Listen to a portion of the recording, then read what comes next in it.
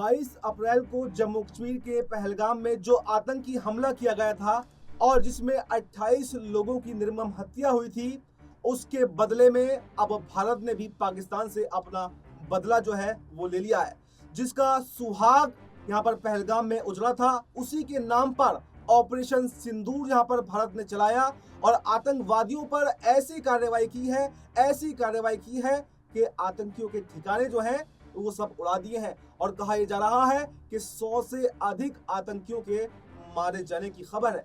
और अब तक का सबसे बड़ा हमला ये भारत की तरफ से बताया जा रहा है। इसको लेकर सियासत भी गर्म हो गई है। वहीं पर शहबाज शरीफ ने एक इमरजेंसी मीटिंग जो है वो इस पर बुलाई है और वो अपनी रणनीतियों में जुट गए हैं। वो अभी तक जो आतंकी घटना पहलगाम में घटी थी उसकी जिम्मेदारी तो नहीं ले रहे हैं, बल्कि उल्टा भारत को जिम्मेदार ठहरा रहे हैं कि भारत ने युद्ध की शुरुआत की है और आगे हम इसका बदला लेंगे। तो तमाम बातों पर हम विस्तार से चर्चा करेंगे। मेरे साथ मेरे सहयोगी, वरिष्ठ सहयोगी अमन जी सर जो मौजूद हैं। तो अमन सर, इस प्रोग्राम में आपका बहुत बहुत स्वागत है। जैसे कि रात से हम देख रहे हैं कि एक के बाद एक अपडेट आ रही है और जमकर इस पर सियासत भी की जा रही है। देखिए, हालांकि जो निर्दोष लोगों की हत्या की गई थी, पूरा देश उसका इंतकाम जो है वो मांग रहा था और वो इंतकाम जो है लिया गया। इस पर हमारे देशवासियों को खुश होना चाहिए, लेकिन कुछ लोग हमारे देश में अभी ऐसे भी हैं जो इस पर राजनीति कर रहे हैं। यानी जो पहलगाम में मरने के बाद में जो आतंकी हमला हुआ था, वो कह रहा था कि धर्म पूछकर मारा है तो अब धर्म बता करके हम मारेंगे। ये बातें पहले भी हुई थी और ये बातें अब भी की जा रही हैं और इसमें भी कहीं ना कहीं हिंदू मुस्लिम का एंगल जो है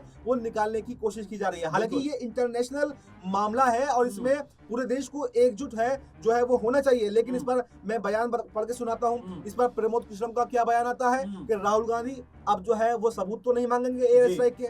इस पर कपिल मिश्रा जो है उनका बयान सामने आता है कि 1400 साल पहले जो आतंक का जन्म हुआ था उस आतंक पर करारा प्रहार है। तमाम तरीके के बयान सर आप देख रहे हैं, इस पर आपका क्या कहना है? बिल्कुल, और वफा और आपने तमाम मुद्दों को सामने रखा। जाहिर बात है, पहली प्रतिक्रिया कि जिस तरह से भारत ने पलटवार करते हुए जो माकूल जवाब देना चाहिए था वो आतंकियों को दिया है, पाकिस्तान को दिया है। और अब तक हम देख रहे थे कि भारत को लेकर ये भी कहा जा रहा था कि भाई भारत लगता है खून का घूंट पीकर रह गया है और एक बार फिर टेबल पर बातचीत होगी, बैठकर समझौते होंगे। लेकिन भारत ने बता दिया कि अब उनका इरादा बैठक करने का नहीं है, बातचीत करने का नहीं है। बहुत सारे दौर हो चुके हैं, अगर आप हमारे निर्दोष लोगों की हत्या इस तरह से करोगे तो फिर आपको भी अंजाम भुगतने के लिए तैयार रहना पड़ेगा। अब आपने रात देखा जिस तरह से सेना की तरफ से मिसाइल अटैक किया गया। लगभग कहा जा रहा है कि 9 से 10 जो आतंकी ठिकाने हैं उनको नस्ते नाबूद कर दिया गया है और ये भी कहा जा रहा है कि इन ठिकानों के आसपास तकरीबन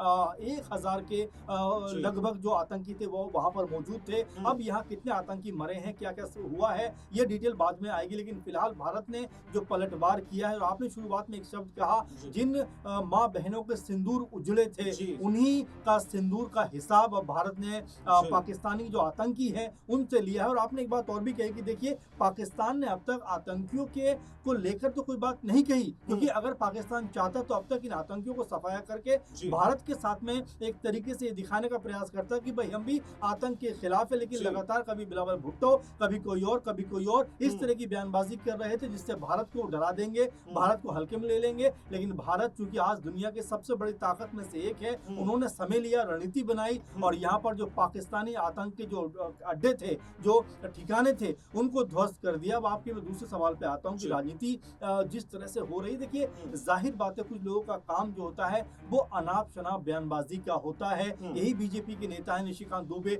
जो अदालत के ऊपर सवाल उठाते हुए नजर आते हैं, जज के ऊपर सवाल उठाते हुए नजर आते हैं। यही बीजेपी के चाहे कपिल मिश्रा है या जो है प्रमोद कृष्णम है, वो इस तरह की बयानबाजी करते हुए नजर आते हैं। इसका इससे कोई मतलब नहीं है। देखिए, आज पूरा देश एक साथ एकजुट होकर खड़ा हुआ है। आपने देखा कि जब जम्मू कश्मीर के पहलगांव में ये पूरी वारदात हुई, उस समय पूरे का पूरा कश्मीरी लोग, पूरे के पूरे चाहे हिंदू हो चाहे मुस्लिम हो, एक सुर में ये बात कहते हुए नजर आए कि पाकिस्तान को करारा सबक सिखाना चाहिए और पूरी तरह से विरोध करते हुए नजर आए। आपने देखा पूरे देश के अंदर, चाहे वो हिंदू था चाहे वो मुसलमान था, एक सुर में ये बात कह रहा था कि जो आतंकी घटना पाकिस्तान की तरफ से अंजाम दी गई है वो उसका जो हिसाब है वो पाकिस्तान से लिया जाना चाहिए। लेकिन यहाँ पर बीजेपी के कुछ लोग ऐसे हैं जो वाकई इस तरह के मामलों में भी हिंदू मुसलमान ढूंढते हैं और यही कमजोरी है बीजेपी के नेताओं की कि वो ऐसे मामलों को भी सियासी रंग देने से नहीं चूकते। जबकि आप देखिए राहुल गांधी ने बड़े सटीक तरीके से कुछ दिनों पहले कहा कि भारत सरकार के साथ वो पूरी मुस्तैदी के साथ में खड़े हुए,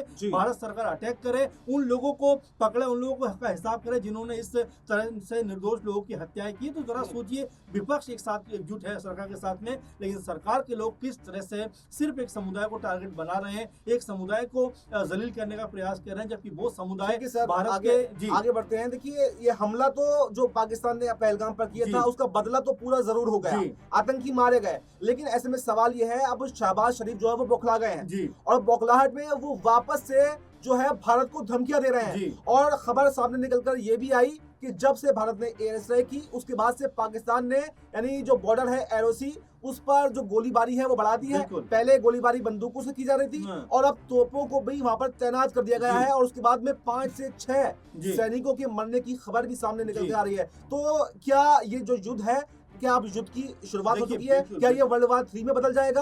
और अगर ये युद्ध का रूप लेता है तो क्या पाकिस्तान का नामो निशान जो है वो दुनिया के नक्शे से मिट जाएगा? देखिए बिल्कुल, और पाकिस्तान का नामो निशान मिट जाएगा, लेकिन जिस तरह से आपने कहा कि वर्ल्ड वॉर की ये कहीं सुगबुगाहट तो नहीं है, कहीं उसकी शुरुआत का ये अंदेशा तो नहीं है। आप जरा देखिए अमेरिकी जो राष्ट्रपति हैं डोनाल्ड ट्रंप क्या कहते हुए नजर आते हैं। उनकी पहली जो लाइन में पढ़ रहा था और सुन पढ़ कर हैरान भी रह गया, शर्मनाक शब्द से शुरुआत करते हैं। ये वो ट्रंप है जब इनके देश में जो है वर्ल्ड ट्रेड सेंटर पर हमला होता है, ये कहते हुए नजर आते हैं कि भाई आतंक का खात्मा हम करेंगे। यही वो देश है जो पाकिस्तान में घुसता है और यहाँ पर ओसामा बिन लादेन को मार देता है, इसके साथ में बहुत सारे आतंकियों का सफाया कर देता है। लेकिन आज जब भारत के अंदर इस तरह से निर्दोष लोगों की हत्याएं होती है, कत्लेआम होता है, अच्छा, और भारत एक तरफ ट्रंप कहते हैं कि हम आतंकवादियों के खिलाफ हैं और एक तरफ सपोर्ट भी यही बात मैं कह रहा हूँ वफा की। एक तरफ तो आप ये कहते हो कि अगर आतंक के खिलाफ आप हो और भारत आज आतंक का सफाया कर रहा है तो आपको साथ देना चाहिए, आप क्या शर्मनाक कहते हो। और दूसरी बड़ी बात वफा क्या कह रहे थे कि भाई ये जो पूरा मसला है 1000 साल पुराना, जरा दिमाग को अपना ठीक करके बात करिए। 70 साल पहले तो भारत पाकिस्तान अलग हुए, ऐसे में 1000 साल पहले का मसला कैसे हो गया?